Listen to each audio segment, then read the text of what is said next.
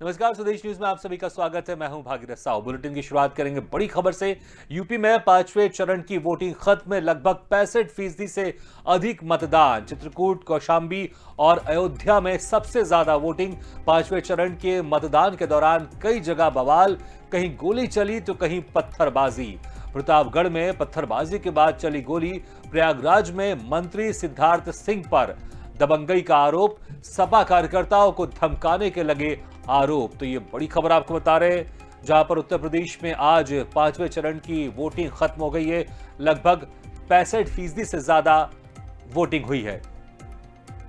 इस खबर पर ज्यादा जानकारी के लिए बात करते हैं हमारे संवाददाता अविरल अग्निहोत्री से। अविरल, पांचवें चरण की वोटिंग खत्म हो चुकी है, कैसा रहा पांचवा चरण? हालांकि कहीं जो खबर सामने आ रही है कि कहीं पर गोली चली तो कहीं पर पुलिस को लाठी भाजनी पड़ी। जी देखिए भागीरथ, मैं आपको बता दूं कि जिस तरीके से यूपी में पांचवें चरण की वोटिंग अब समाप्त हो चुकी है, जनता ने अपना मत अपने प्रत्याशियों को दे दिया है। अब देखने वाली बात होगी कि सबकी किस्मत वहां पर बंद हो चुकी है। तो ये प्रत्याशियों की 10 मार्च को अब ये वोटिंग खुलेगी, तब देखने वाली बात होगी कि किस तरीके से किस प्रत्याशी को जीत मिलती है। दूसरी तरफ मैं आपको बता दूं कि 65% से अधिक वोटिंग हो चुकी है और ये कहीं ना कहीं दर्शाता है कि एक जागरूकता का अभियान भी वहां पर जब चलाया गया होगा तो इतने ज्यादा मात्रा में वोटिंग हुई है। ये खुशी की बात भी होती है। चित्रकूट, कौशांबी, अयोध्या में सबसे ज्यादा वोटिंग हुई थी। पांचवें चरण के मतदान के दौरान मैं आपको ये बता दूं कि जिस तरीके से कहीं ना कहीं थोड़ी झड़प भी देखने को मिली थी। हालांकि जैसे कि कुंडा की बात करें, कुंडा में ये बताया गया था कि वहां पे जो प्रत्याशी थे, सपा प्रत्याशी थे, उन्होंने आरोप लगाया था कि बूथ कैप्चरिंग जैसी भी घटना हुई है। हालांकि इस पर जो है पुलिस का बयान भी आया कि पुलिस ने साफ तौर पर यह बताया था कि बूथ कैप्चरिंग जैसी कोई घटना नहीं हुई थी।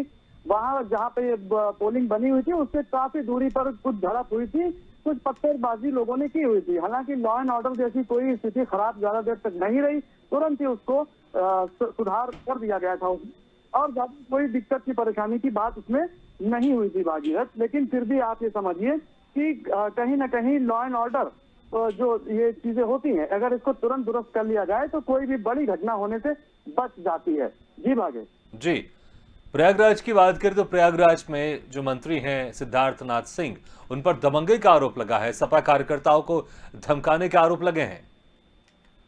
जी देखिए, उन पर जो धमकाने के आरोप लगे हैं तो सीधे तौर पर आप ये समझ सकते हैं कि जो सत्ताधारी पार्टी होती है तो उसके ऊपर किसी न किसी तरीके के आरोप लगते ही रहते हैं। हालांकि कुछ वीडियोस भी इस तरीके के सामने अगर आ जाते हैं तो फिर बचाव इंसान अपना करता है और किसी न किसी तरीके से साख बचाने की कोशिश की जाती है। दूसरी तरफ ये देखा जा सकता है कि जब भी इलेक्शन होते हैं तो इसमें आरोप प्रत्यारोप जैसी चीजें साफ तौर पर देखी जाती हैं।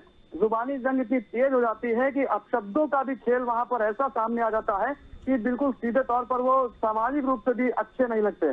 तो उनके ऊपर दबंगई का जो आरोप लगा था कि अभी आरोप कितना सिद्ध होता है, कितना साबित होता है, क्या उससे क्या प्रभाव पड़ेगा। हालांकि फिर भी जनता ने अपना जो है मन बना रखा है। अब 2022 के विधानसभा चुनाव में किसके पास जीत का सेहरा जाएगा ये तो 10 मार्च को ही तय होगा। जी बिल्कुल, 10 मार्च को फैसला हो जाएगा कि जनता ने किसके सर पर जीत का सहरा बांधा है और कौन इस बार सरकार बना रहा है। क्या बीजेपी दोबारा लौटेगी या सपा अपनी सरकार बनाएगी या कोई और पार्टी किसी के साथ मिलकर, या कोई अप्रत्याशित हमको यहां पर खबर सुनने को मिलेगी। 10 मार्च को क्लियर हो जाएगा। लेकिन आज के पांचवें चरण की हम बात करें तो चित्रकूट है, कौशांबी है और अयोध्या है। यहां पर सबसे ज्यादा वोटिंग हुई है। अयोध्या में तो साधु संतों की लंबी कतारें देखी गई वोटिंग के समय।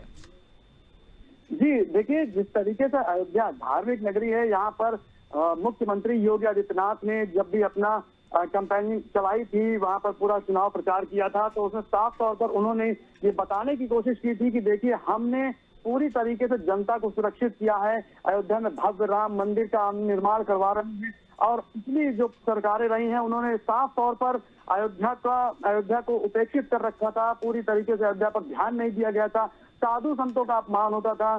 तो मुख्यमंत्री खुद भी एक योगी हैं तो उन्होंने अपने इस जो उनका जो ये गेटअप है उसमें सीधे तौर पर साधु संतों को समझाने में भी कोई कोर कसर नहीं छोड़ी।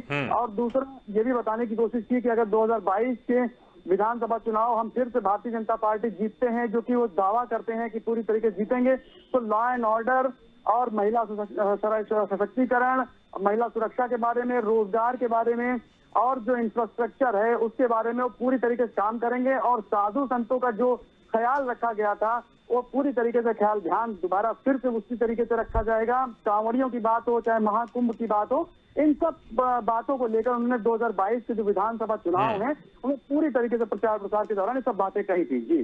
जी अविरल, बहुत बहुत शुक्रिया इस तमाम जानकारी के लिए। तो 5वें चरण का मतदान उत्तर प्रदेश में खत्म हो गया है। लगभग 65% से ज्यादा मतदान की यहाँ पर खबर है। अभी एग्जिट फिगर नहीं आया है, कुछ समय बाद एग्जिट फिगर आ जाएगा, लेकिन 65% से ज्यादा मतदान की खबर है। तो कहीं पर गोली चली है तो कहीं पर पुलिस को पत्थरबाजी भी करनी, पुलिस ने पत्थरबाजी करने वालों पर लाठी भी बांधी है। प्रतापगढ़ में पत्थरबाजी के बाद गोली चली, तो वहीं प्रयागराज में मंत्री सिद्धार्थनाथ सिंह पर दबंगई का आरोप लगा है। सभा कार्यकर्ताओं को धमकाने के आरोप लगे हैं।